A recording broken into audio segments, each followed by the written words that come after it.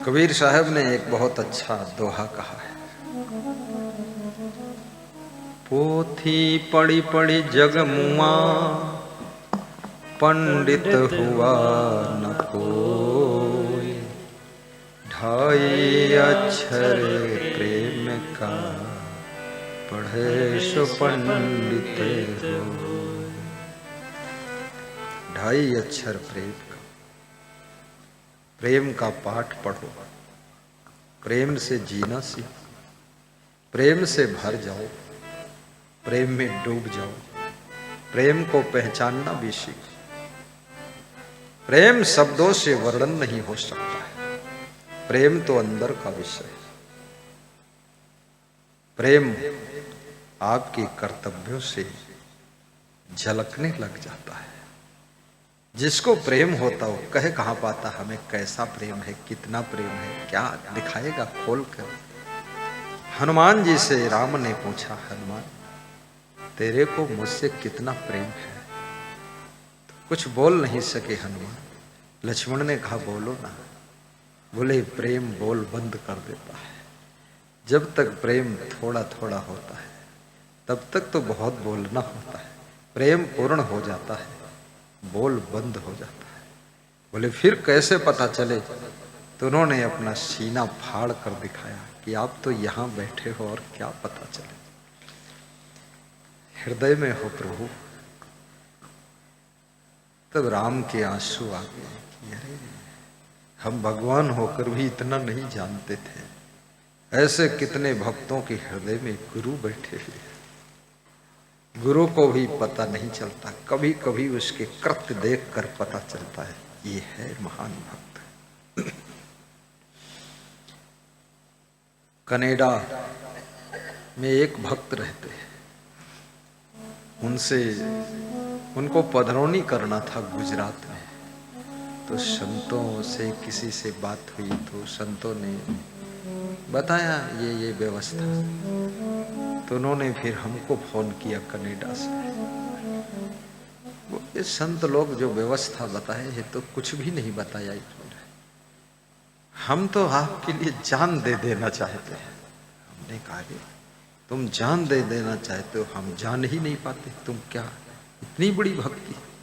तो हमने कहा नाम क्या है? बोले मेरा नाम पुरुषोत्तम भाई पटेल है और मैं आपका सत्संग सुनता हूँ गुरुदेव, बहुत खुशी है। तो मैं उनके यहाँ पधरौनी जब गया तो कनाडा से आई। 1, 2, 3, 4 तारीख को रुका उनके यहाँ। तो उन्होंने बताया कि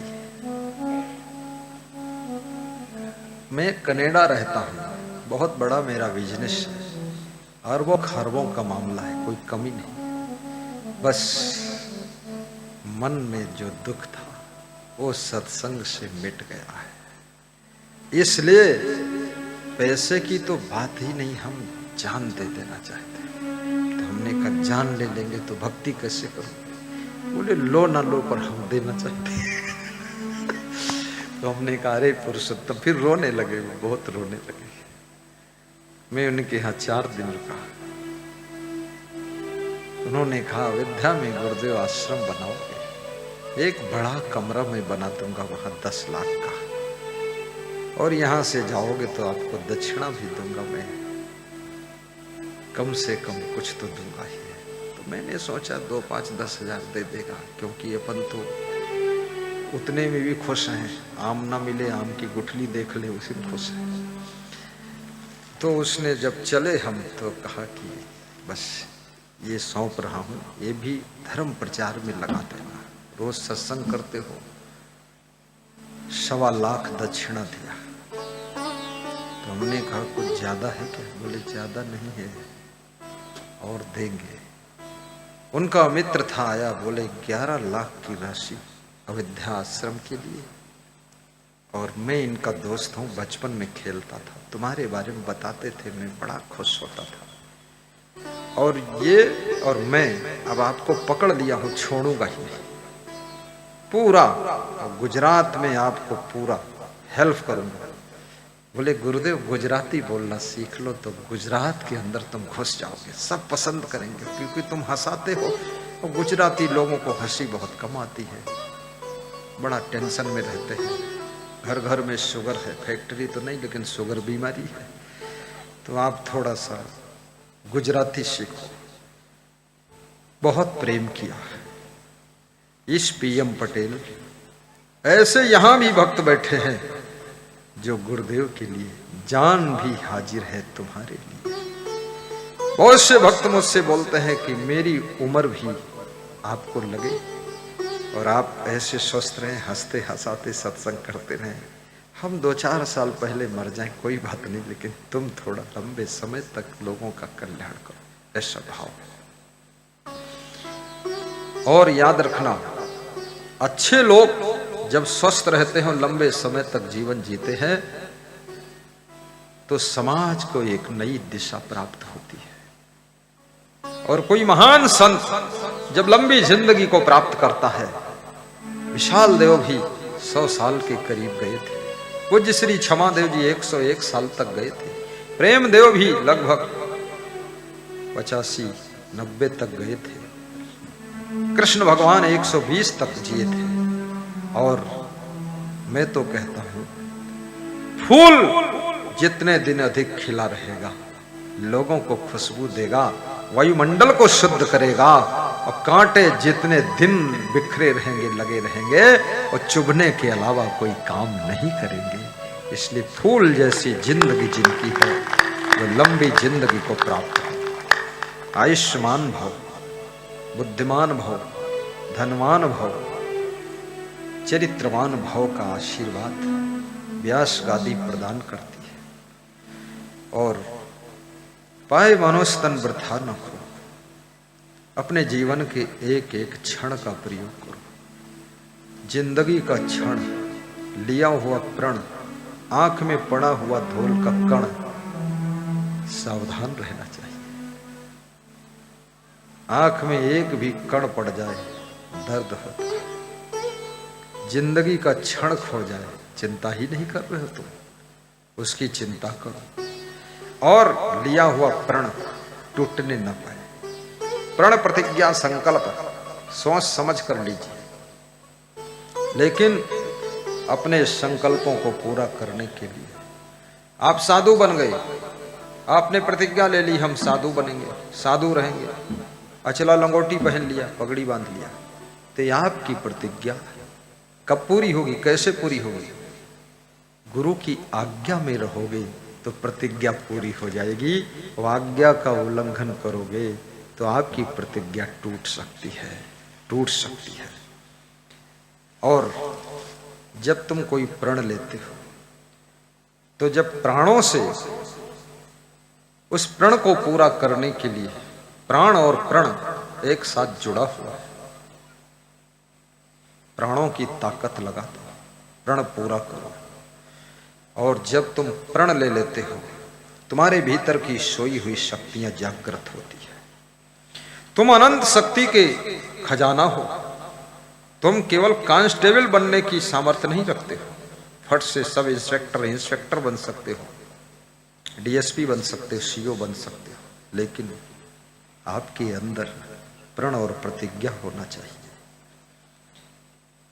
हमारे भक्त पटवारी थे, तो बोले गुरुदेव कुछ और करूं, मिलिट्री से रिटायर होकर पटवारी बना। तो हमने कहा और पढ़ो। बोले वाइफ से पूछो।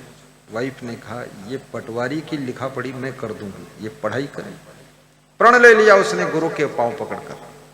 आज वो एसडीएम बन गया, पटवारी से एसडीएम चला गया, कंपटीशन में बैठ गया। फिर से आप हमेशा ऊंचे चढ़ने की कोशिश करो। चींटियां भी ऊंचे चढ़ने की कोशिश करती है। कहां पड़े हो तुम, कहां तुम रुक गए हो? तुम्हारे जीवन की धारा कहां थम गई है? ये धारा थमनी नहीं चाहिए। चरे वेत चरे वेत चरे वेत, आगे बढ़ते चलो बढ़ते चलो बढ़ते चलो। धनवान बनने के लिए भी प्रयत्न करो, क्योंकि धनहीन व्यक्ति को रिश्तेदार भी छोड़ने लग जाते हैं। ध्यान देना, तुम धनहीन हो जाओ, रिश्तेदार रोड से निकल जाएंगे, तुम्हारे घर नहीं आएंगे। तुम फोन करोगे उठाएंगे नहीं। और तुम धनवान बन जाओ, लोग अपने आप तुमसे नमस्कार करने आएंगे। इसलिए धनहीन व्यक्ति का बहुत अपमान होता है। और यह भी याद रखना, चरित्रवान बनो, क्योंकि चरित्रहीन व्यक्ति को कोई अपने घर आना पसंद नहीं करता। चरित्रवान भी बनो और गुणवान बनो। गुणवान बनोगे सभी सुख पाओगे, यश पाओगे, कीर्ति पाओगे, सम्मान होगा। इसलिए गुणवान भी बनो और महान बनो, ताकि सम्मान की लिस्ट में तुम्हारा भी नाम आ सके। इस सम्मान के लिए लड़ने झगड़ने की जरूरत नहीं है, अपने आप को महान बनाने की जरूरत है। गुणवान बनाइए, चरित्रवान बनाइए और बुद्धिमान भी बनो, ताकि कार्यों में सफलता मिल सके। और यह भी याद रखना, एक अच्छे इंसान भी बनो, ताकि लोगों की मदद भी कर सको। और विचारवान बनो, ताकि तुमसे गलतियां ना हो। विवेकवान बनो, ताकि तुम कभी भटक न सको। बिन विवेक कोई ना सुखी, बिना किए संतोष। सबको देखो हाल, या पढ़े या पढ़ मन कोश। बिना विवेक के कोई सुखी नहीं होता है, और सत्संग के बिना विवेक नहीं मिलता है। बिनु विवेक कोई ना सुखी, विशाल देव की वाणी है। बिना किए संतोष, संतोष भी रखो, हाय हाय मत करते रहो।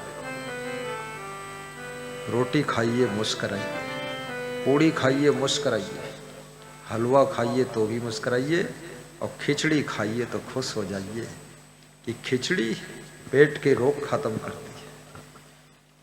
साल में कम से कम 20-25 बार खिचड़ी भी खा लिया करो। उस दिन सब बंद, दाल चावल सब्जी रोटी बनाना बंद करो। खिचड़ी और मट्ठा, खिचड़ी खाओ साथ में मट्ठा, और दिन भर हंसो लगाकर ठट्ठा। हाँ, आनंद आ जाएगी। अरे मट्ठा, आयुर्वेद में मट्ठा को अमृत कहा गया। कोई मट्ठा पिला दे तो तुम बेइज्जती समझते हो, कह रहे वही मट्ठा पिया दी।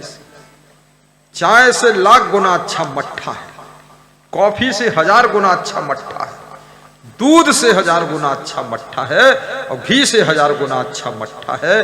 मट्ठा खाओगे, पेट की 20 साल पुरानी बीमारियां कोई भी हो, उसको खत्म करने की ताकत मट्ठा रखता है। जिनके पेटों में गड़बड़ है, वह मूंग, छिलके वाले मूंग की दाल और चावल की खिचड़ी बनाकर मट्ठा के साथ कब खाएं?